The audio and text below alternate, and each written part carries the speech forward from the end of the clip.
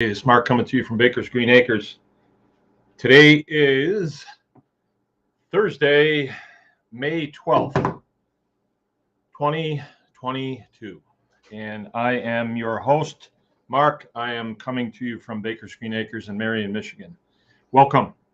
Welcome to Baker's Green Acres. All right. So last night, I think it was the forces of evil cut me off when I was talking about some of the things that hold people back. The subject was 2 things that hold people back from a successful farming operation. And maybe it was fate that happened, because it gave me a chance to think about it today.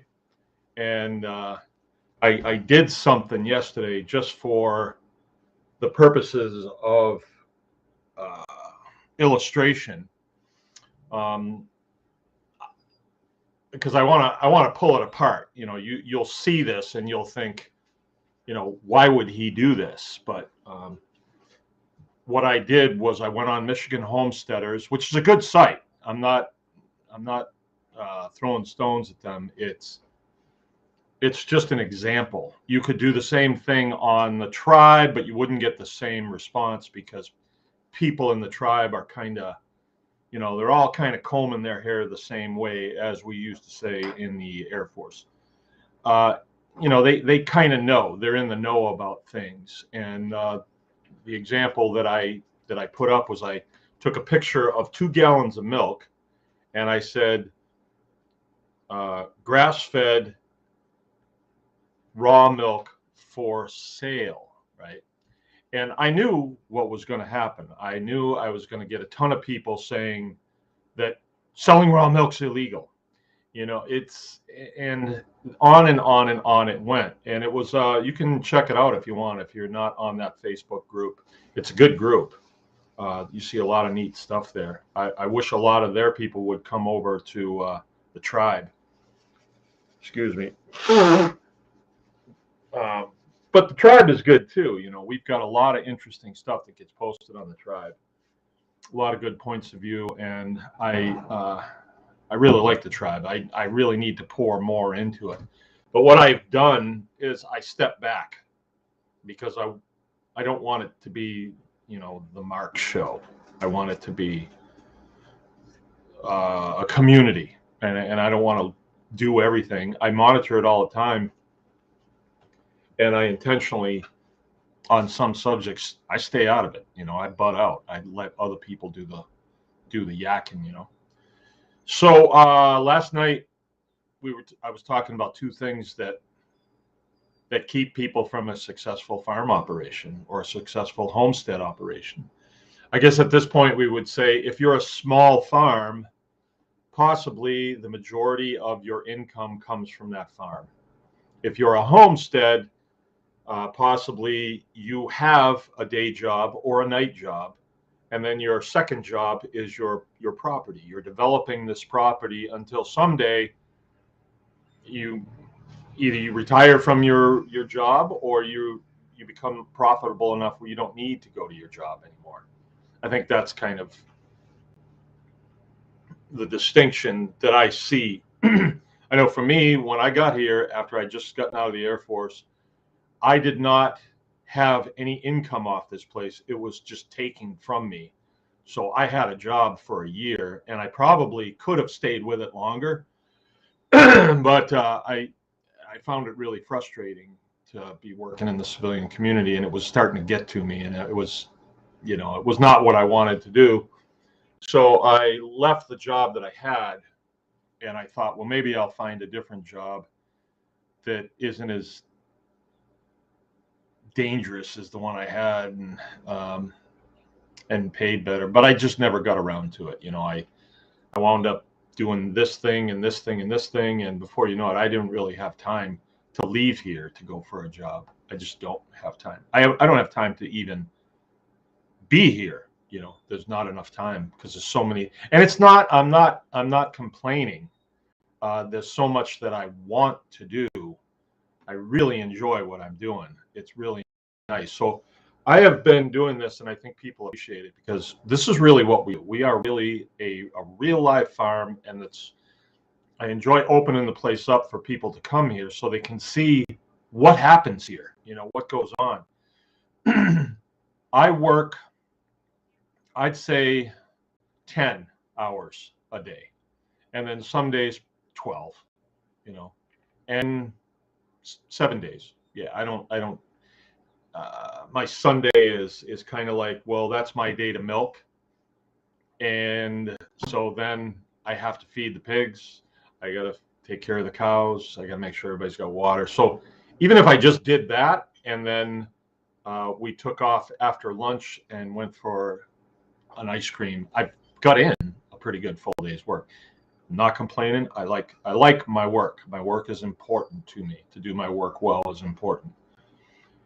But what we were talking about last night was something that I see a lot over the years. I've wound up in a consulting mode, not because I wanted to be a consultant, but because people would ask me if I could help them get their operation off the ground. And I'm here to tell you that I have had as many failures here as anybody has failures. I've had a lot, but I'm used to failure, and I just don't let failure stop me. You have a failure, okay, you get up and just go. And that's not really being a hero. It's just, that's what you got to do if you want to survive in this world, right? So we got the Ghost, we got Inga, we got Haven. Haven, I need to talk to you. We got to get you on for an interview. What an interesting scenario that you're in right now. Very interesting scenario. I've watched a couple of your videos. Outstanding. Man, you get some views. I was almost kind of envious of those views. He's got like 340,000 views on a video or something like that. But you should, don't hold back, brother. Don't hold back. But that'd be a really interesting interview to track your evolution over the last, it's 3 years now, I guess. Yeah, so I got cut off last night, and it's okay, but I think I made the point that the first thing that is the enemy of the small farmer, the homesteader in his success or her success is fear, right? And a lot of times it comes from you. Well, I think it always comes from you. Circumstances can be creepy, but you're the one that experiences the fear. And people can do things or make phone calls or write things on the internet and things, and then you are the one that, fear.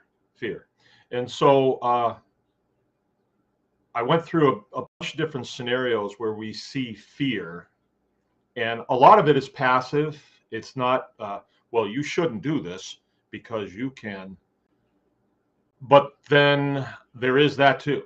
So for those of you that are just coming in last night for the fun of it, before I came on, I posted on Michigan Homesteaders, which is a good site. All right, Nancy's with us. It's a good site. It's a Facebook group. I get a lot of good stuff out of there, a lot of good folks over there. But I've noticed that there are a lot of fear spreaders. And I want to give you an example of it because it's so pervasive that we don't even see it anymore. I see it, and I'm not the only one, but so I posted that there intentionally, knowing that it was going to stir it up. I'm good at that. I love to stir it up. And I want to read you some of the comments.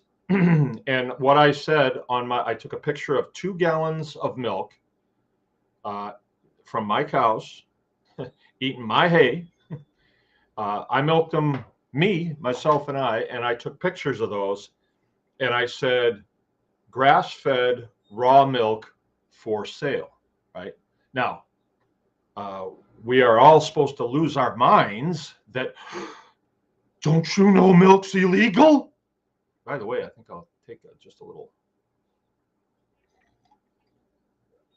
Milk is good stuff. You know, I had a steak for dinner, and now I'm drinking a glass of milk. I love cows. I think they are like the perfect animal. I love cows, and they eat grass. What a formula for success. Anyway, okay, so let me dial this up so I can read you some of these comments. And as I read the comments, I'd like to comment on the comments. It went late last night. People were still fired up about my attitude and the things that I said. There was one gal that said that I must be a joy to be around, and I thought, well, that's nice, but I think she meant it the other way. Okay, Michigan homesteaders, here it is. Okay, I'm gonna have to go way back in here, I think. I hope they didn't take it off. You guys could follow along with me if you wanted to, if they didn't take it off. Real interesting. My thing that I put up was probably at 10 minutes of 8 my time. And then shortly after that, last night, after a lot of arguing was going on, somebody else said, anyone selling raw milk in the Grand Rapids area. So you're not supposed to say selling raw milk. You're supposed to say herd shares, right? So if we're to believe this semantics, selling milk is illegal, right? So there is a law, right? Which there isn't. There's a bunch of regulations, and I'm going to talk about that here. But then so long as I use certain language, like, oh, you're buying a part of the cow, oh, then it's okay. How stupid is that? I mean, that is really stupid. Has anybody ever been asked, are you selling raw milk? Like if you get pulled, like my favorite one, you get pulled over by a state trooper and you got a gallon of milk sitting on the seat. And he says, hey, is that raw milk? Yeah, officer, but I got a herd share. Oh, then that's okay. Or it's either one or the other. Or is he going to say, raw milk, out of the car, you scumbag. What do you think you're doing with raw milk? How absurd is that? This is the milk from a cow. It's like a chicken. It's like a steak. It's like a eggplant. It's food. How absurd is it that these agencies, and I tell you what, their day is coming. Their day is coming that they've done this to you all, that they have brainwashed you so well into this nonsense. Okay, wow.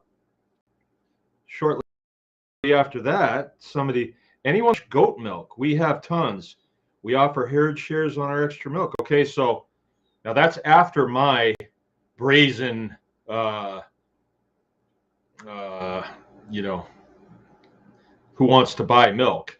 Oh, I hope it isn't taken down. Oh, man. Could they have? They did. Son of a gun. That's bad. That means that the administrators on here succumbed to the pressure of it. Okay, so I'm just going to have to. That's too bad. That's too bad. But see, that's how absolute fear can grip people if you welcome it in. If you welcome it in. So last night, I put this post up. Who wants to buy raw milk? And right away, some guy says, well, if you get sick from, I mean, he started off just like that. If you get sick from drinking raw milk, understand that your gut isn't really designed to break down raw milk. But if you do get sick, don't let it stop you. Find another farm and drink their raw milk. So it was kind of a left-handed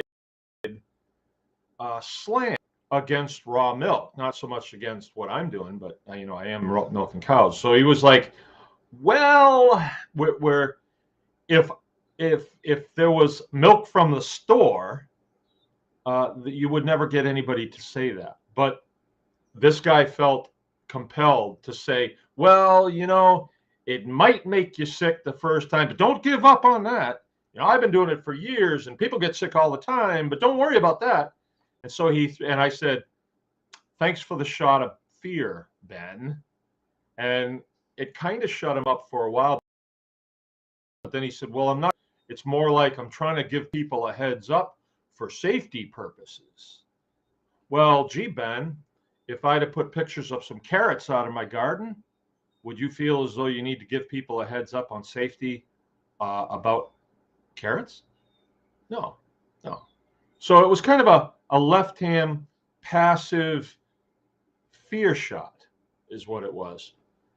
And then, of course, you had the hardcore selling raw milk in Michigan is illegal, and then if you do herd shares, it's not illegal. It went on and on and on. And one chick, kind of attacked me and said that I wasn't a nice person because I didn't just, put my stinking mask on and go about my business, And so I just thought, gee, it's just too bad that was taken down. Let me see if I can access that another way, if it's possible. Huh?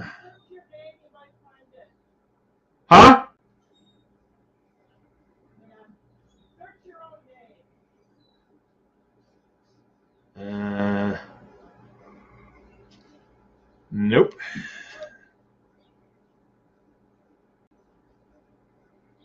No, it's gone. And all the comments are gone too. How about that?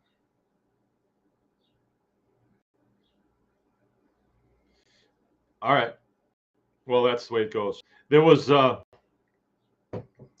comment on the tribe the other day, and somebody said that they asked the vet to come out to their house, and the vet said, if you're selling raw milk, I'm not coming because I could get in trouble. So here's a veterinarian saying something stupid like that, that if they look at your cow, they could get in trouble because you're selling raw milk. That's how this fear campaign, how effectively it's been waged against people, because the milk lobby doesn't want all these farms to milk 4 or 5 cows and sell the milk for, just think if every 80-acre farm around here was milking 10 cows and you had people regularly stopping at your house and buying milk. There's good money in milk. Not for the big, they don't do so well with it because they're forced to sell it at, crazy low prices. But, I sell milk for $10 a gallon. And I mean, it's nice. It's really nice. And your average cow is they're going to hover right at about 3 gallons. And then they drop off at the end, but they start out high, 4.5, 5, and then they kind of drop off. But if you know what you're doing, you can have cows right in there going all the time, and you can have a pretty nice consistent stream of milk for people, only people who want it, right? We don't force it on anybody. I don't make anybody kneel down and drink a shot of milk. They come here, they give me money for it, and they drive out. They want it. It's voluntary.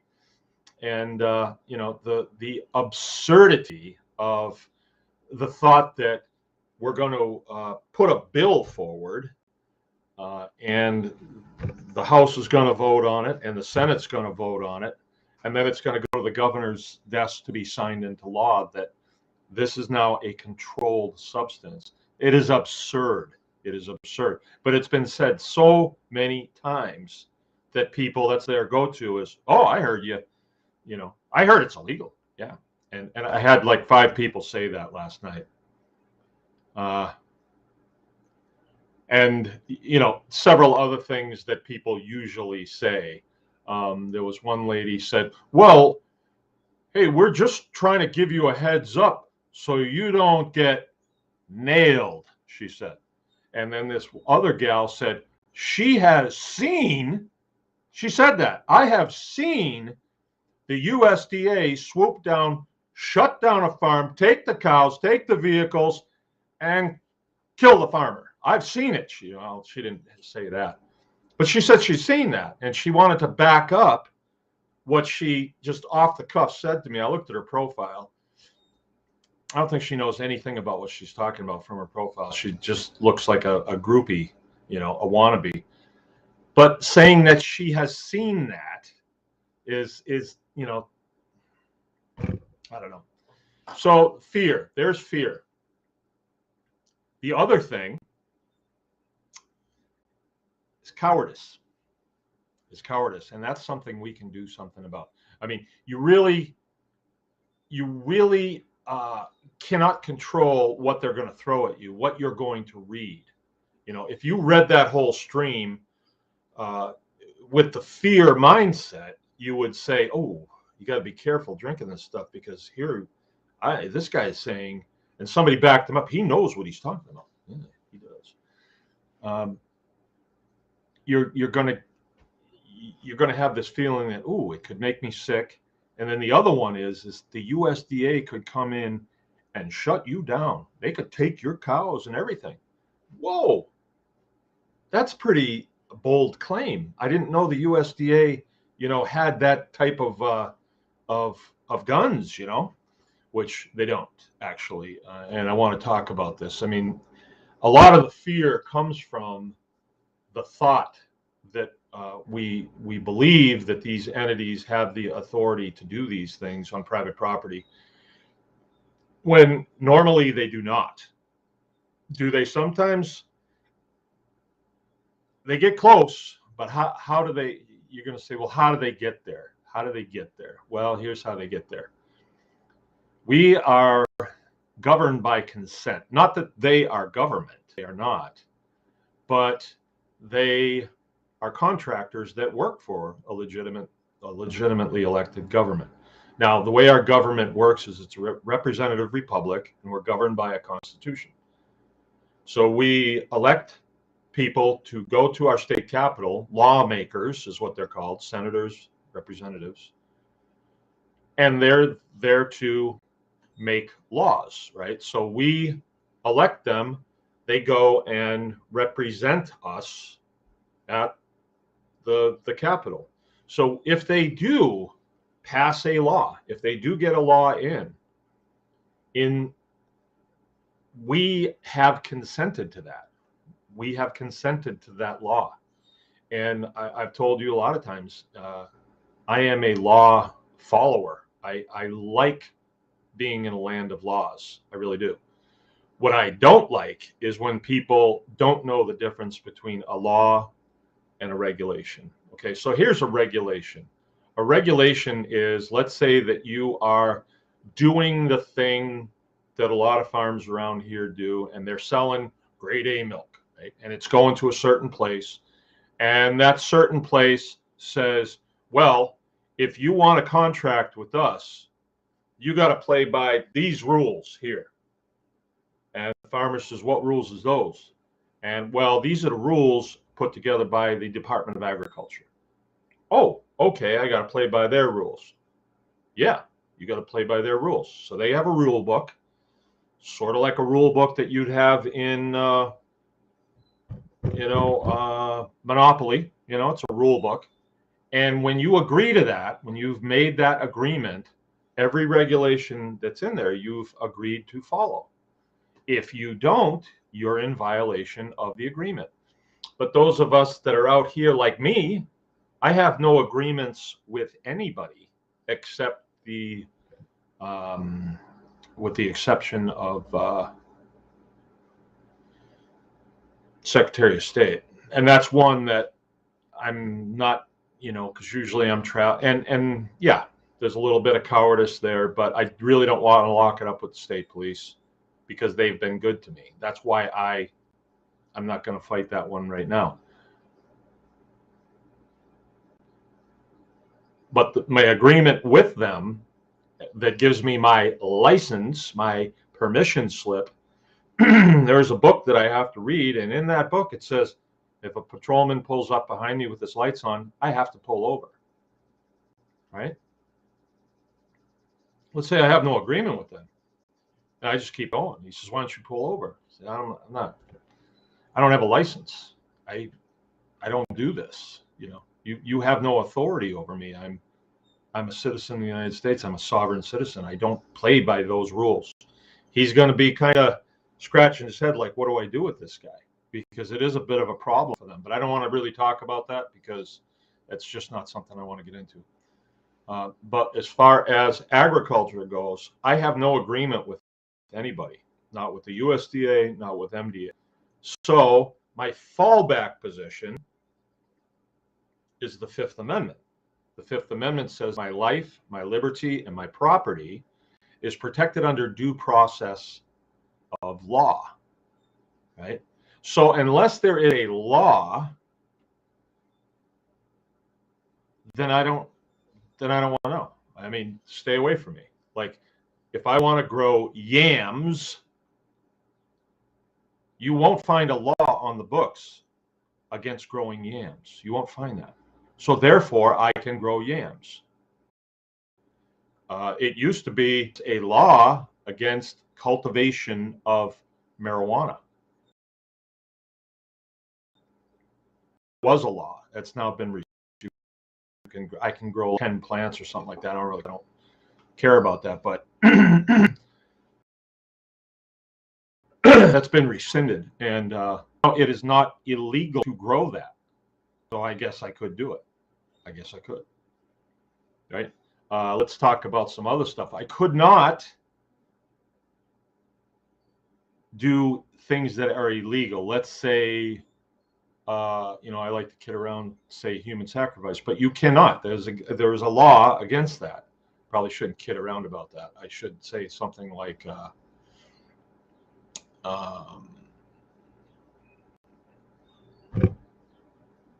let's stay with human sacrifice because we all know that there is a law against that. Just because I'm on private property doesn't mean I can do that, because there is a law against that. So a lot of the fear about the things that we do on the farm kind of dissipate when we do something about our ignorance. We find out about stuff. We find out how things work, how our Constitution works. The Constitution really is a key to a lot of fear going away, right? And then let's talk about courage. First of all, let's talk about cowardice. Cowardice, the antithesis of courage, right?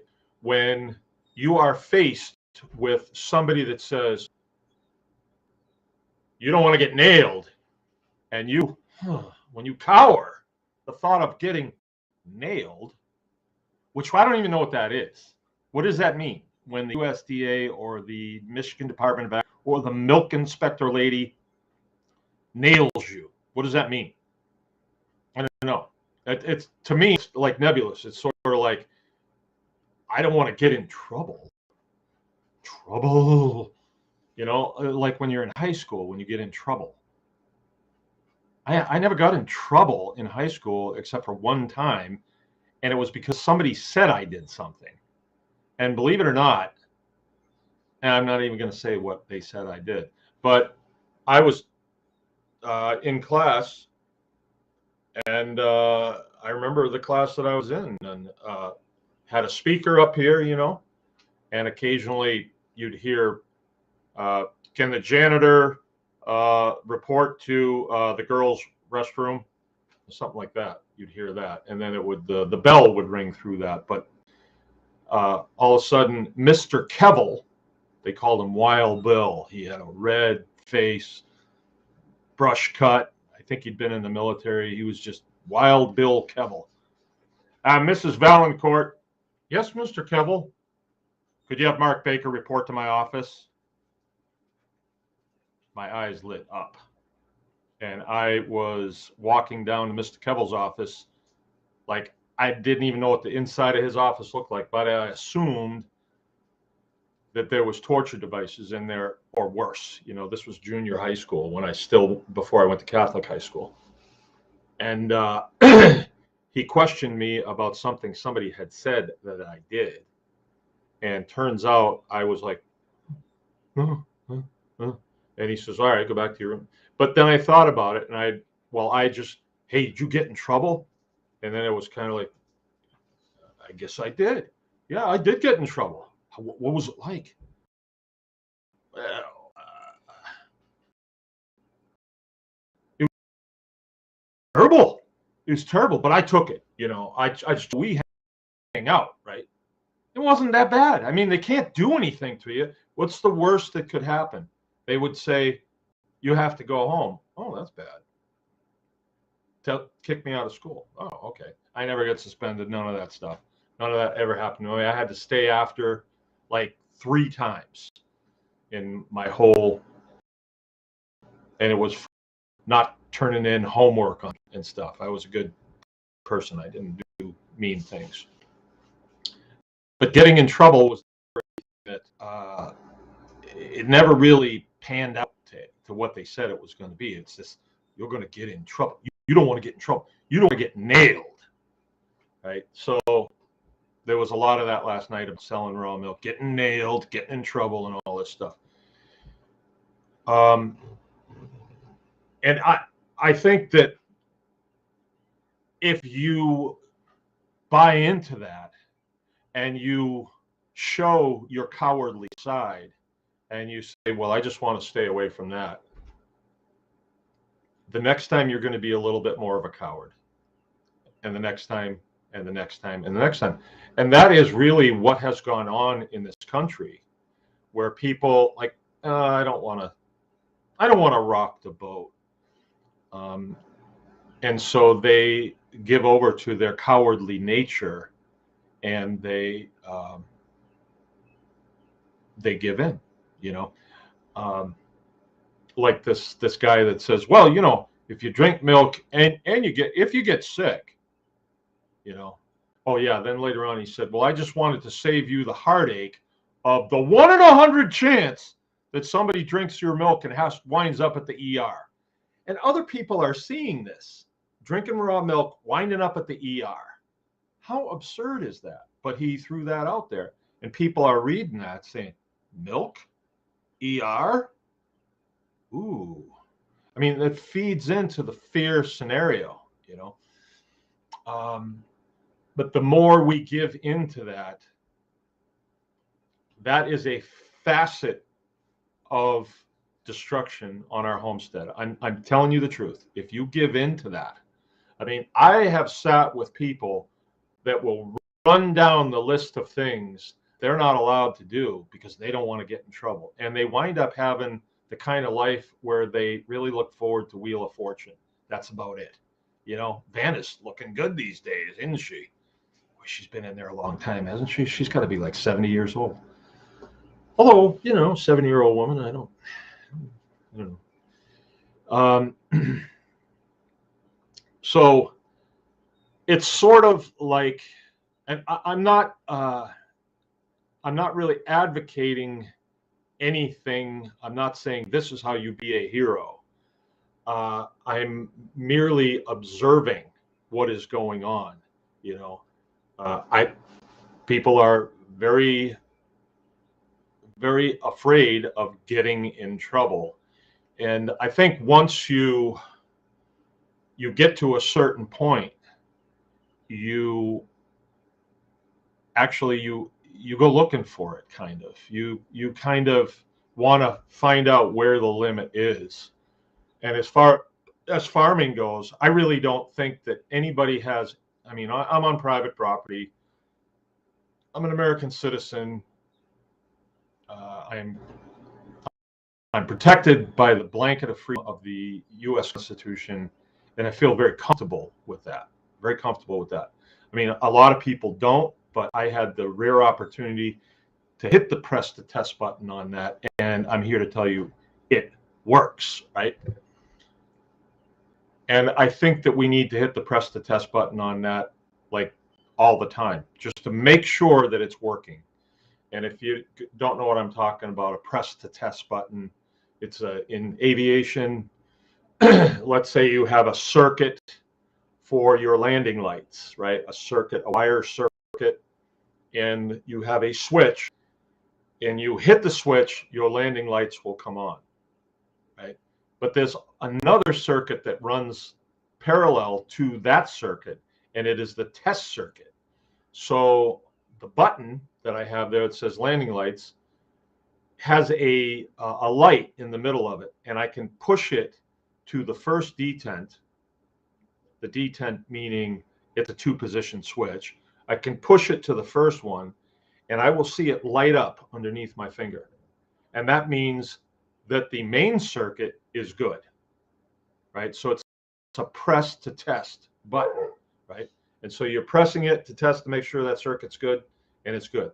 So when I'm talking about the U.S. Constitution, you hear Prater University and all these supposedly good guys saying that the deterioration of the U.S. Constitution is staggering. You can hardly even tell it's the U.S. Constitution anymore. By who? I'm not allowing that. When I pull that sword and swing it, it works, and I know that it works, right? And if you want to, if you want an idea of the sharpness of that edge, here's where it gets really keen. Really keen is, I am an oath taker. I took an oath to protect and defend the Constitution of the United States from all enemies, foreign and domestic. Anybody in this country, whether they other, that tried to subvert that document became my enemy. Just became my enemy. To what point, you may ask? That's for me to know and for them to find out, right? And these showdowns are happening daily, right? I'm here to tell you, we're not hearing about them, but they are happening daily.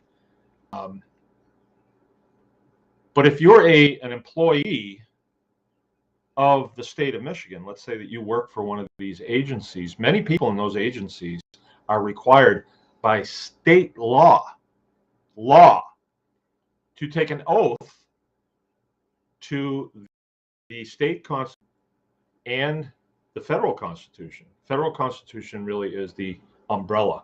Everything in the state constitution has to be consistent with the federal constitution. And they really. And that oath, a state employee, can be their worst nightmare, because let's say you've taken an oath to protect and defend.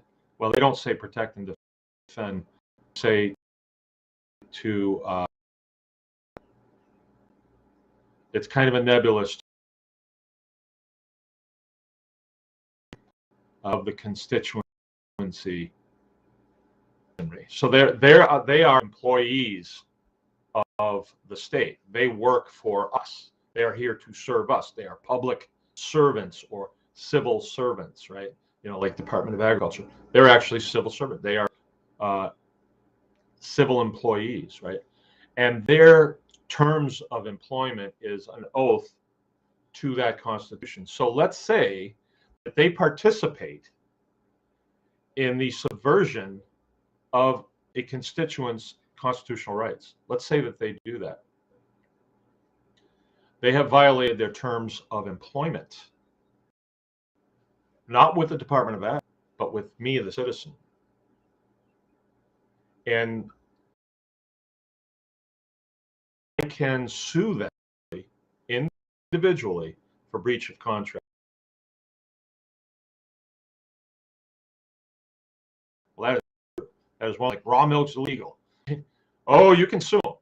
Yeah, you can sue them, all right, for breach of contract. And you decide, if you're the one that's doing the suing, you decide what your constitutional rights are worth to you. Now, I served in the U.S. Air Force, and during my time in the U.S. Air Force, I lost people that I served with on my base. I lost a crew, actually. I didn't know him well, but I've told you the story before. I in process with the guy that was the aircraft commander, and he was killed in the line of duty, you know, and uh, what sacrifice worth? And little Joe, food inspector over here, thinks that he's going to subvert your constitutional rights. What do you think this man's life is worth? It's kind of a rough balancing act there, but I think his family saw his life as very, very important. And yet this little food inspector over here that knows nothing, if you don't do what he says, he's going to take away your right to grow food, which I think is absurd.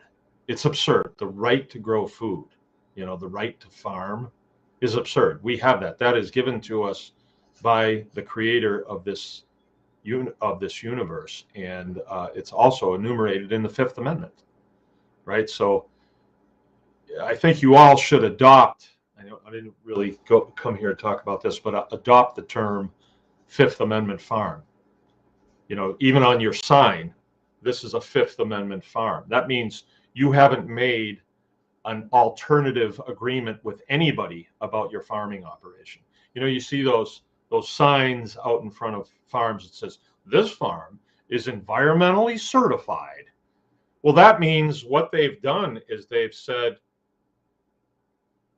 yeah, we'll play by your rules. We'll play by your rules. And the payback on that is they say, well, if somebody sues you, then we're right here to say that your farm's environmentally certified. Like, there's a guy down the road from me. He's got a little greenhouse and he does bees and a few other things. Who in the hell's going to sue him? You know, but he's got one of those stupid signs out in front of his house. It's like, dude, what are you thinking? But anyway, that is a result of fear. You know, I will do this because I'm afraid that somebody's going to do something to me.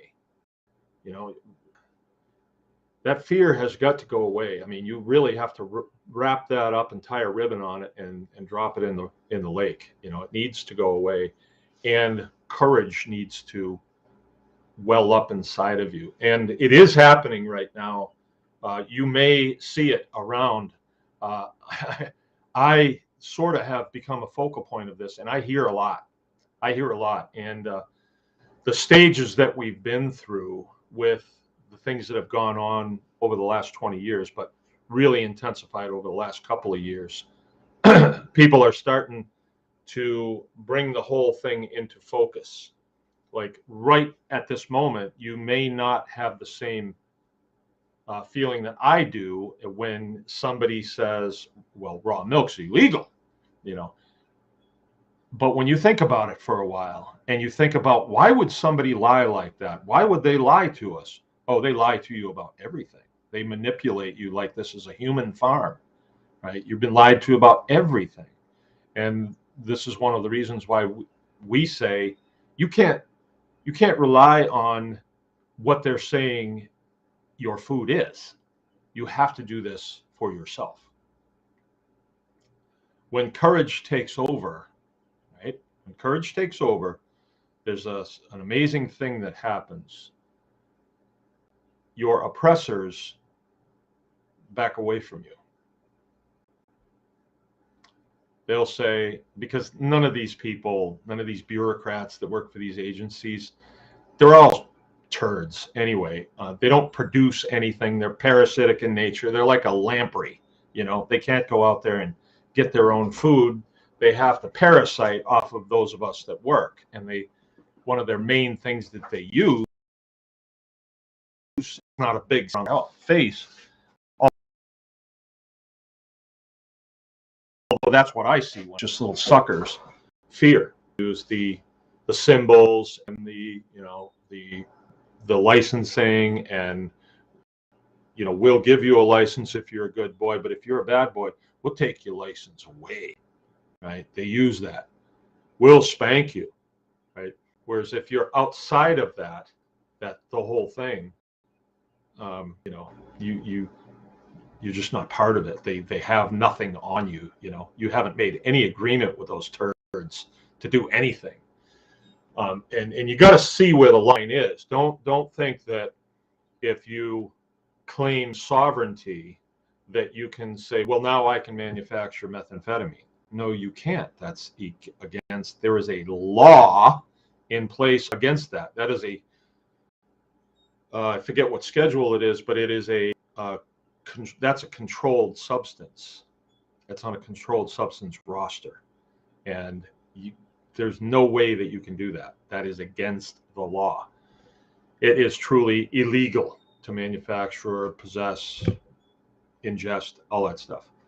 But to try and think that raw milk is in the same category is really stupid.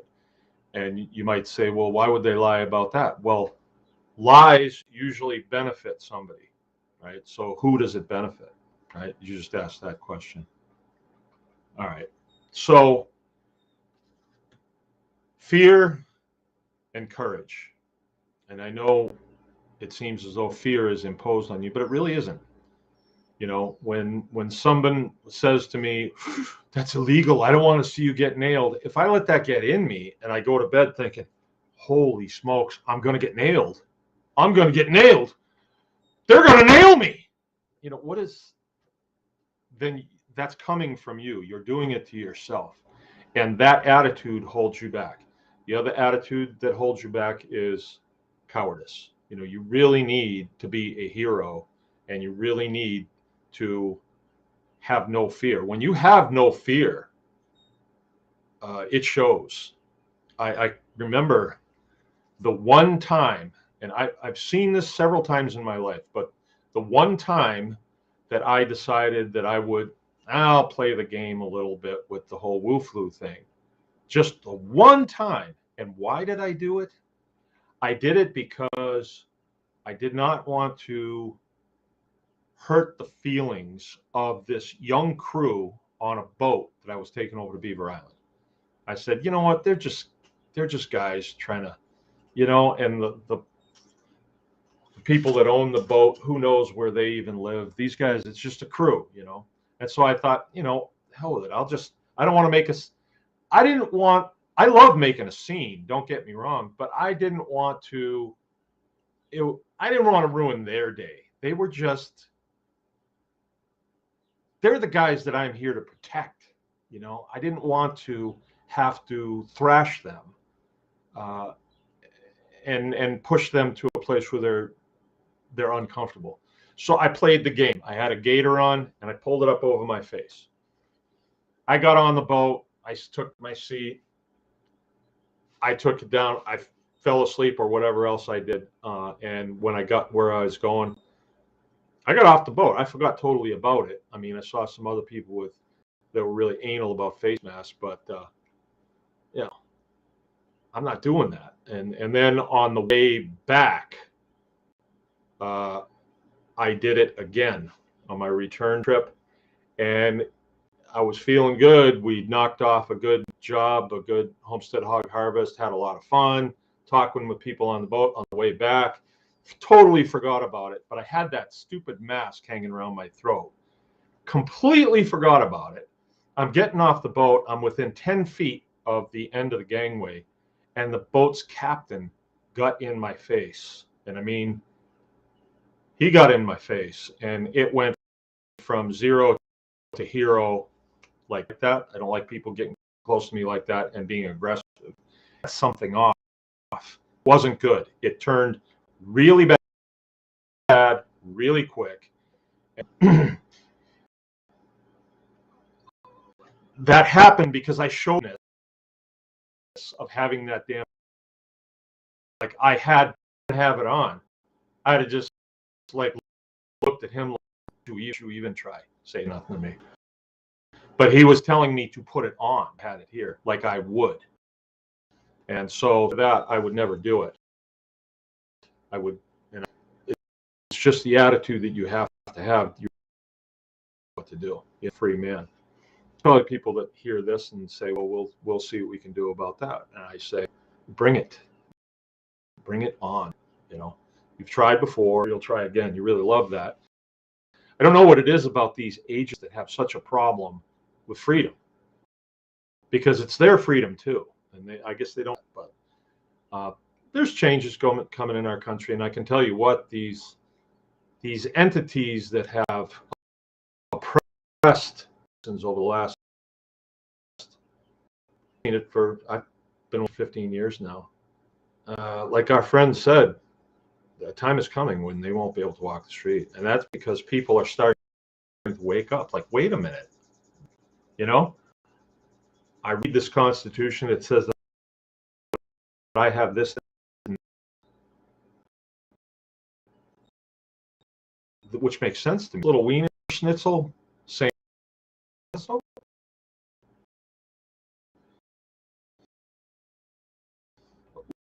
ooh, time has come. So much. But there you go. I'll tell you about something that I started doing today, and then I'll read the comments. We're close on time.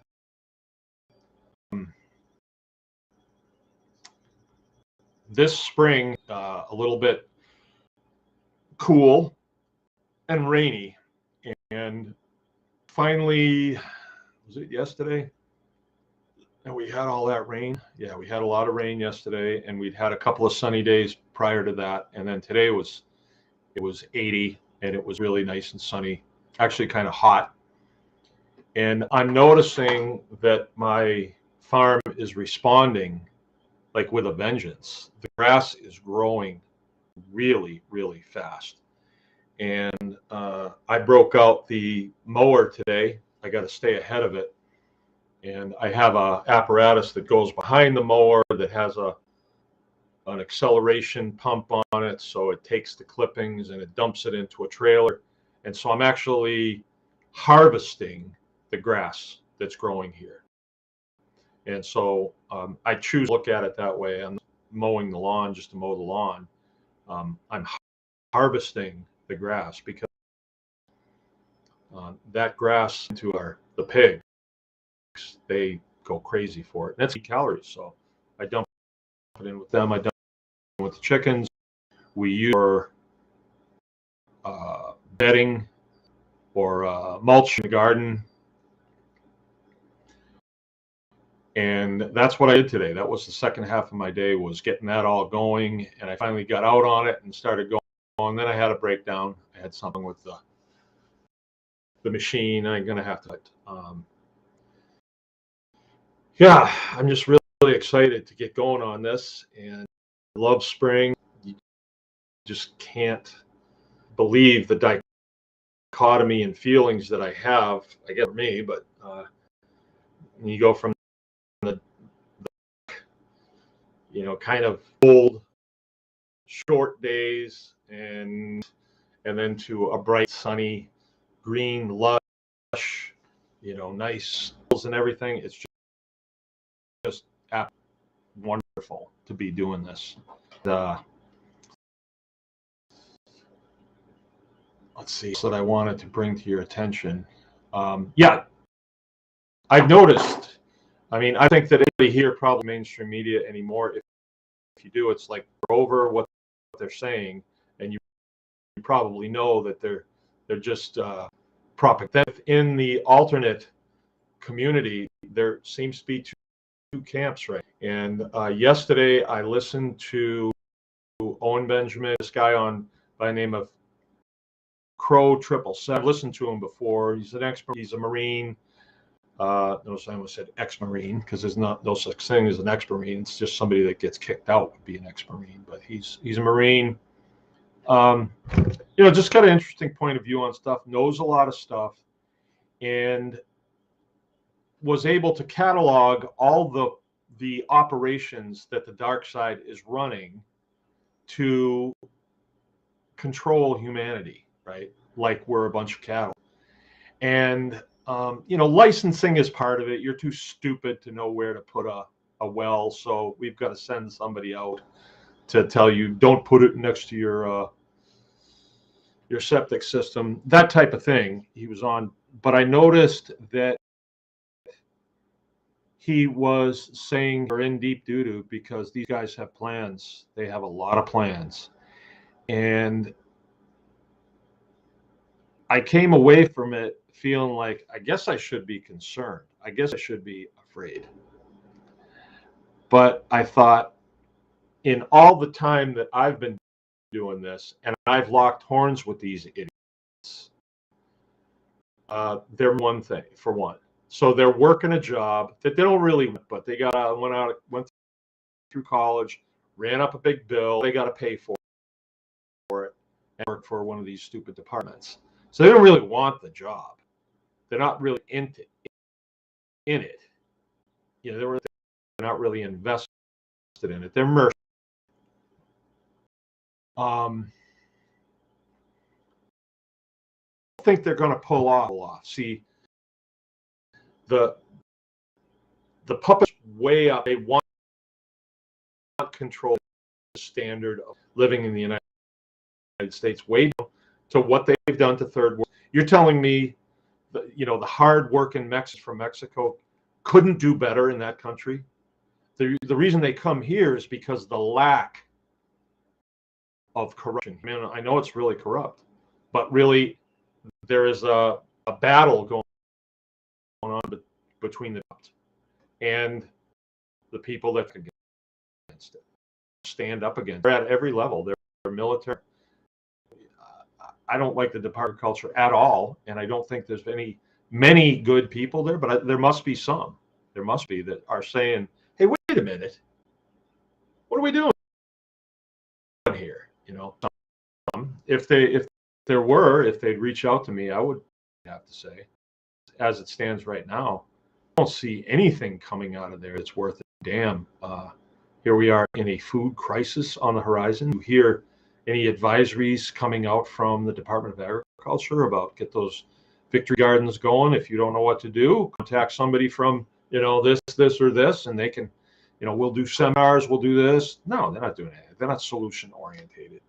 So they are being used to, like, I kid, but it's the truth. If you listen to or read the book 1984, or listen to or watch the movie, they have these ministries, and one of them is the Ministry of Truth, right? So we have the Biden administration putting together the ministry, or it's not the ministry, it's probably the department, whatever, but misinformation. It's part of Homeland Security. It's a joke. It's really a joke. I mean, they're really doing it, but it is a joke. But the two wings that you hear, one wing is, hey, these guys are putting together plans and this is going to rock our world. And the other side, and that's the side that I'm with, the other side is, these assholes are not going to pull this off. They're not going to do it. They're going to half step it just like they do everything else, and their heart's not in it.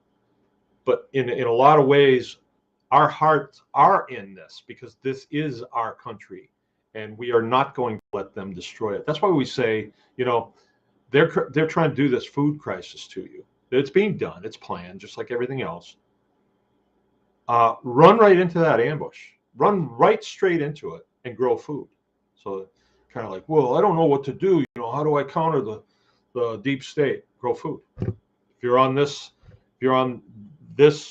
strata of people that are interested in farming, get a buzz out of farming, and feel like it's the answer, like I do, then grow food. You know, I'm not going to tell you, oh, you better arm up. I'm not going to tell you that. I don't think that's the way to go. I mean, I think you should, you know, probably have a good rifle and probably a good shotgun and, you know, maybe a 22 for plinking off the squirrels and stuff. I think you should. I think every man and woman should be armed in this country. It's certainly our right, and that right preserves quite a bit because it balances things out. You don't want just the military or just the government to have weapons. You want the citizenry to have weapons too. Absolutely, right? I mean, I think we all know it, that the Second Amendment is not about squirrel hunting. It is about a balance of power, right? So I think people should be armed up, but I don't think that's just a facet of what you need to do. You need to be well stocked up on food, and you need to be learned up, read up, fired up, help, all those things, because you do not want to be the weak link. You do not want to do that. Okay, so let me go through and read what you got here. Courage. I'll tell you this, and I've seen this. Courage is contagious. And if you say to me, well, I'm just not a courageous person, think about some situation where you are being a coward right now, and you're being a coward, and change it, and see how you feel. Yeah, is it always going to work out in your favor? No, no, it could, but oh, the ghost is saying a bit choppy. Ooh, how long have I been that way? Okay, I'm going to go back and I'm going to read here. Okay. Debbie Van Fossen says, I poked the bear. Me?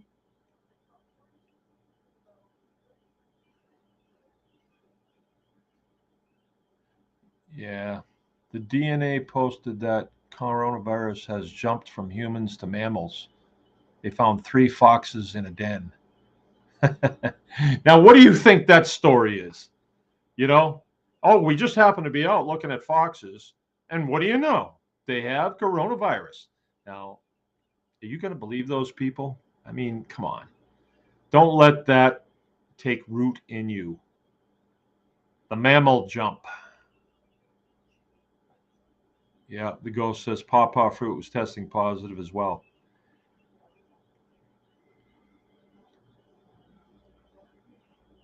Yeah, see, if they did that, Inga, we should make a bet. How long before it jumps to our pets?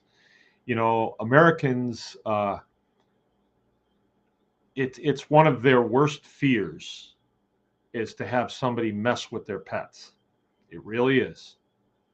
People love their pets.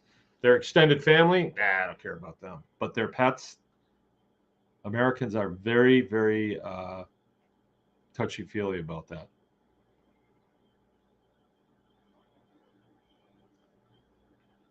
Keith, sorry I'm late. Had company stop by and just got done feeding the birds, and they are doing good. Thanks for my help. Funny about the Secretary of State. I'm currently driving expired. Got pulled over because apparently he could read my tab going 80 miles per hour at night. They don't need to read your tag. I asked, is there an emergency? He let me go. I'm expired because I'm a permanent resident, alien card. They now need to send it all my paperwork to identify it's such a crock. Okay.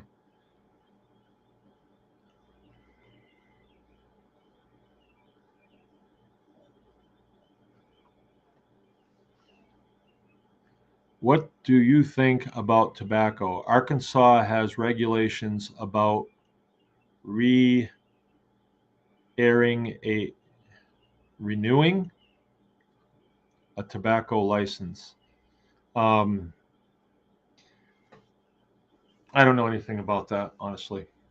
I would reckon, though, if you want to sell to tobacco, just the guys that buy it, you have to be licensed through the state. So they probably have, and I say that like, well, it's just the way it is. When you think about it, why does the state have to be involved with this? I mean, we say it like it's just, oh, that's the way it is. They give out licenses, but what do they actually do? What do you get for that license? Nothing, not a damn thing. And they get your money, and then you got to go out and grow the tobacco.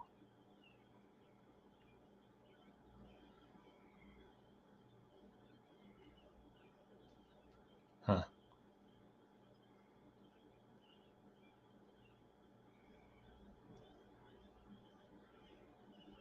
Vindicti's asking Inga a question. Do you have auto insurance or no? Because they require a valid license too. Yeah, that's what's called triangulation, right? You have all these entities that say, well, we won't give you a registration unless you have insurance. Well, you can't get insurance unless you got a license. So they get you in this web. And really, if you're willing to drive without insurance and take the plate and throw it in the woods, and no license in your pocket, then you haven't made an agreement with anybody. And I'm not saying you're not going to get pulled over and harassed, you will, but I don't know what could actually happen. I don't think I even want to have that conversation because I don't want to irritate the state police.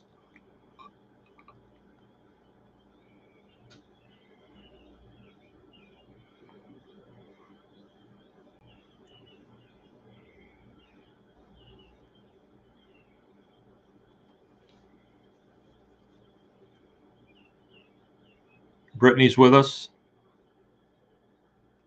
Oh, Brittany had weather. That means it's probably coming here. All right, you guys are talking about different insurance companies. All right. Well, that's it. That was my my message for tonight, and I'm sticking to it. But I would encourage that. See how it feels. I'm probably going to need it. I'm glad we're in the business that we're in.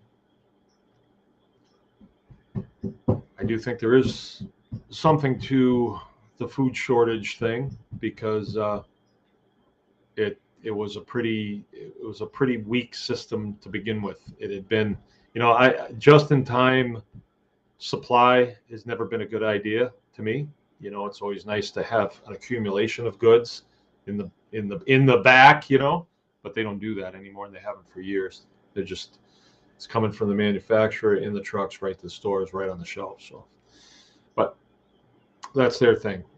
Still optimistic, and I got a message from Jeremy Huggins the other day, and he said something about where he had been and what he'd been doing, and that he appreciated my optimism. And he was kind of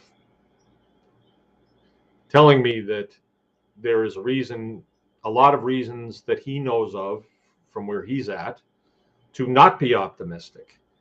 And I suppose I could dig those things out too. I could look for them, find them, interview these people. Tell me, what are you going to do to us that's terrible? Oh, we'll tell you all about it. But I don't want to give them that victory. Whenever there's been some psychological operation that has been foisted on a population, they hammer it with you 24/7 about, well, this is what these guys did to you. This is what this guy in a cave in Afghanistan, this is what he did to you. He did this. Those people did this to you. On and on and on, day in, day out. And then you should be afraid of them. Every stinking one of them's got a bomb in his backpack. So I'm glad America never really fell for it. It never got going the way I think they wanted it to. I think they were thinking that every beer drinking, pickup truck driving, deer rifle in the roof rack type guy would be out there trying to get some payback on people from Middle Eastern countries, and it just didn't happen. So they just don't get it going, and I don't think they're gonna. I think there's going to be a next thing. My prediction. Does anybody want to know my prediction? My prediction is they're lining us up to hate on Russia.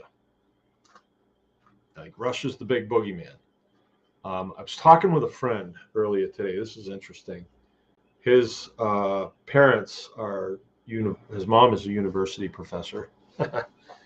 And she had an exchange student years ago, and the girl wound up learning to speak English really well and didn't go back to Russia. She's in Chicago now, I guess. But she explained to my friend's mother that the government in Russia has their hands full because they have, I think it's like,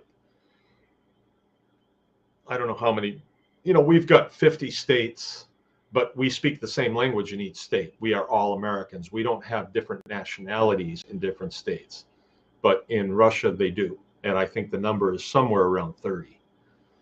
And you try to keep those people all going in the same direction. They have different religions and different, customs and all these things. And trying to keep them all going in the same direction is very difficult. Trying to run a military with that many different groups of people is very difficult. And Russia is not what we think. It's kind of a basket case. I mean, they try real hard, but the place is broken, and it has been forever. It's been broken. A lot of disrepair. It's an absolute basket case. I know the United States isn't looking too good anymore, but we don't have the problems that they have. They have significant maintenance and repair problems. Significant. What you want to look at when you size up militaries is who is landing supersonic jets on ships. Who's doing that? United States and who else? There's a handful of other countries, but not like us. We do it all weather, night and day. Yeah, we lose a lot of airplanes and we lose a lot of guys, but it's tremendous. It's such a tremendous advantage to have that, that we feel as though it's the thing to do. Where Soviet Union or Russia, they have one aircraft carrier. And you can research this, but it's stayed the same. I have a friend that was heavily involved with flight deck operations for his career, and he keeps up on it. And I've asked him within the last year, like, what's the status on that carrier that the Russians have? Still sitting in dry dock. So it's broken. They have one, and it's broken. Oh, but they got subs. A lot of them are at the bottom of the ocean. Yeah, they got subs, all right. So anyway, there we go. I didn't get into military speak there at the end of the stream, but let's reconvene tomorrow night, Friday night. I've got chickens to process tomorrow, and we will see you then.